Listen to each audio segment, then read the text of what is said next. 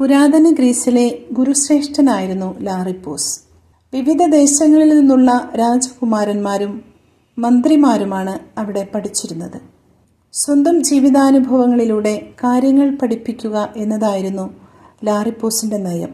ഗ്രീസിലെ രാജാവായ എറിത്രസിന്റെ ഏകപുത്രൻ ക്ലീറ്റോയും ലാറിപ്പോസിന്റെ കീഴിൽ ഗുരുകുല വിദ്യാഭ്യാസം നടത്തിയിരുന്നു. ക്ലീറ്റോയുടെ 5 വർഷത്തെ പഠനം പൂർത്തിയായപ്പോൾ എറിത്രസ് രാജാവ് തൻ്റെ മകനെ കൊട്ടാരത്തിലേക്ക് തിരിച്ചു കൊണ്ടുവരാനായി ഗുരുകുലത്തിലെത്തി.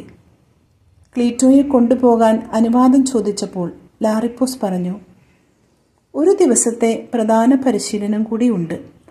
അതിനുശേഷം കൊട്ടാരത്തിലേക്ക് കൊണ്ടുപോകാം."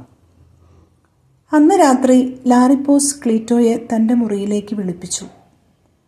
സംസാരിക്കുന്നതിനിടയിൽ കരുതി വച്ചിരുന്ന വടിയെടുത്ത് ക്ലീറ്റോയുടെ തലയിൽ ആഞ്ഞൊരു അടി കൊടുത്തു. ക്ലീറ്റോ വേദന കൊണ്ട് പുളഞ്ഞു. ഒരു തെറ്റും ചെയ്യാത്ത എന്നെ എന്തിനാണ് അടിച്ചത് എന്ന് ചോദിച്ച് ഗുരുവിനോട് എതിർത്തു.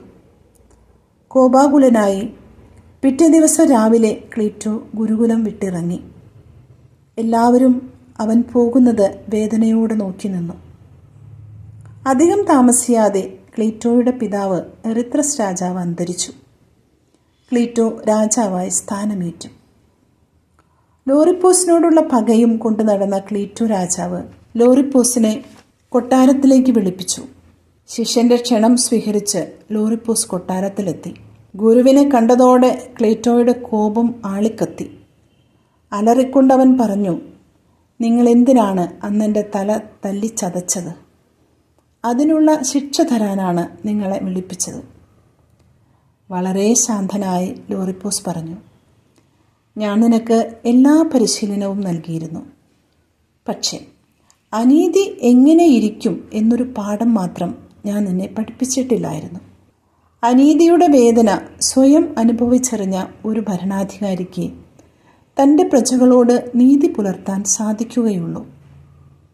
നീതിമാനായ ഒരു രാജാവായി തീരണം എന്ന ഉദ്ദേശത്തോടെയാണ് അന്ന് ഞാൻ നിന്നെ അടിച്ചത്. ഇത് കേട്ടപ്പോൾ ക്ലീറ്റോ രാജാവിന് ജ്ഞാനം ലഭിച്ചു. അദ്ദേഹം തൻ്റെ പ്രിയ ഗുരുവിനോട് മാപ്പപേക്ഷിച്ചു. സുഹൃത്തെ, ജീവിതത്തിലെ ചില അടികൾ, അപ്രതീക്ഷിത സംഭവങ്ങൾ എല്ലാം ഗുരുവിന് എന്തോ പുതിയ പാഠങ്ങൾ പഠിപ്പിക്കാനുള്ള വിദ്യകളാണ്. അതുകൊണ്ട് പ്രഹരങ്ങൾ ഉണ്ടാകുമ്പോൾ ശാന്തത കൈവിടാതിരിക്കാൻ നമുക്കാകട്ടെ.